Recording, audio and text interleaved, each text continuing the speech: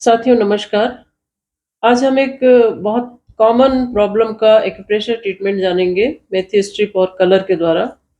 और वो common problem है एलर्जिक राइनाइटिस। राइनाइटिस भी हो सकता है और ये एलर्जिक भी हो सकता है। ज़्यादातर ये एलर्जिक राइनाइटिस ही देखने को मिलता है। तो एलर्जिक राइनाइटिस अर्थात नाक की एलर्जी। इस एलर्जिक राइनाइटिस का बहुत सारा कारण हो सकता है, जिसमें कि एक बहुत कॉमन प्रॉब्लम है डस्ट। उसके बाद पॉलन, जो पेड़ पौधों के कारण होता है। और घर में जो एनिमल्स होते हैं, जैसे कुत्ते बिल्ली या खरगोश, जो इनके जो बाल होते हैं उसके कारण भी ये एलर्जिक राइनाइटिस होता है। कभी कभी फैमिली हिस्ट्री भी होती है।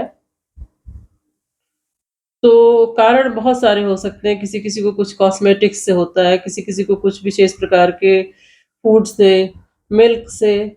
तो बहुत सारे कारण हैं एलर्जिक राइनाइटिस के। और जिसमें कि मेन जो सिम्पटम्स है वो क्या है, छींके आना। बहुत ज़्यादा छींके, 1-2 छींके नहीं आती हैं। जब एक बार छींक आती है तो 8, 10, 12 ऐसे कई छींके लगातार आती हैं। और ये क्या है, आपके नाक में इन्फ्लेमेशन हो जाता है। कभी-कभी साइनस भी ब्लॉक होने लगता है, नाक में ब्लॉकेज होता है, नाक में खुजली सी होती है, आँख में खुजली सी होती है, कभी-कभी गले और कान में भी खुजली हो सकती है। तो ये itching sensation, runny nose, blocked nose, ये सारे इसके बहुत कॉमन सिम्पटम्स हैं। और अ, जो ट्रेजेडी ये है कि इसको ज़्यादा लोग ध्यान नहीं देते हैं। कहते हैं कि क्या है, साधारण छींकें ही तो आ रही हैं। तो पेशेंट की जो कंडीशन है वो अच्छी नहीं होती है, लोग उस पे ध्यान भी नहीं देते हैं। बाकी चीज़ों पे तो ध्यान देते हैं, अभी डायबिटीज़ हो या कोई अन्य प्रॉब्लम हो तो लोग ध्यान देंगे। लेकिन क्या है कि इस एलर्जिक राइनाइटिस को लोग बहुत ज़्यादा केयर नहीं करते हैं। पेशेंट परेशान है लेकिन लोग उस पे ध्यान नहीं देते हैं। और अनट्रीटेड होने पर ये अस्थमैटिक भी हो सकता है, पेशेंट को ब्रीदिंग ट्रबल हो सकती है। धीरे-धीरे ये अस्थमा की ओर भी जा सकता है।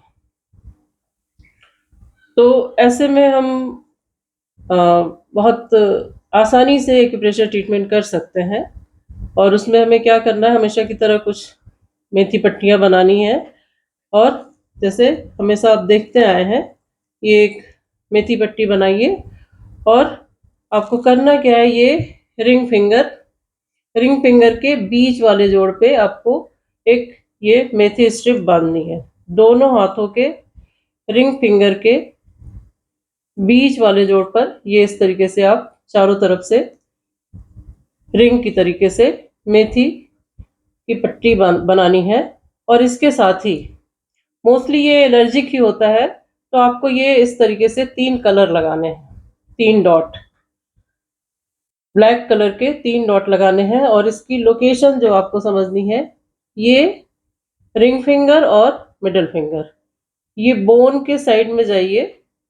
एक ये पॉइंट है। फिर ये यहाँ आपको डिप्रेशन आपका खत्म होने लगता है। अगर आप किसी चीज़ से या फिंगर से भी देखेंगे तो ये आपका डिप्रेशन यहाँ खत्म होने लगता है। तो एक आप लास्ट पॉइंट चेक कर लीजिए। और ये बोन के किनारे पे ये पहला पॉइंट और ठीक उसका मिड पॉइंट ले लीजिए। तो ये मिडिल फिंगर के साइड में जाना है। मिडिल फिंगर और रिंग फिंगर का बीच का नहीं, ये मिडिल फिंगर के साइड वाली बोन पे जाइए, ये इस मेटाकार्पल पे जाइए।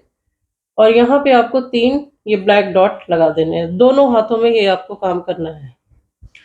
तो इससे क्या है, जो आपका एलर्जी के कारण ये बहुत सारी छींकें जो आना, साथ में सर में भारीपन, सर में दर्द, आँखों से पानी बहना, हर समय ये जो प्रॉब्लम बनी रहती है, वो धीरे-धीरे ठीक हो जाएगा। कुछ लोगों को ये सीज़नल भी होता है, उनको ये होता है कि जैसे ही सितंबर, अक्टूबर का मंथ आता है या मार्च, अप्रैल का मंथ आता है, तो ये प्रॉब्लम उनकी बहुत बढ़ जाती है। उन्हें पता होता है कि इस पर्टिकुलर मंथ में हमें ये प्रॉब्लम होनी होनी है। तो फिलहाल जो भी कारण है और जो भी सिम्पटम है, वो सब आप बहुत आसानी से छुटकारा पा सकते हैं। सिर्फ़ इन 3 डॉट जो ब्लैक कलर के डॉट लगाने हैं और मेथी पट्टी आपको दोनों रिंग फिंगर के बीच वाले जोड़ पे बाँधना है।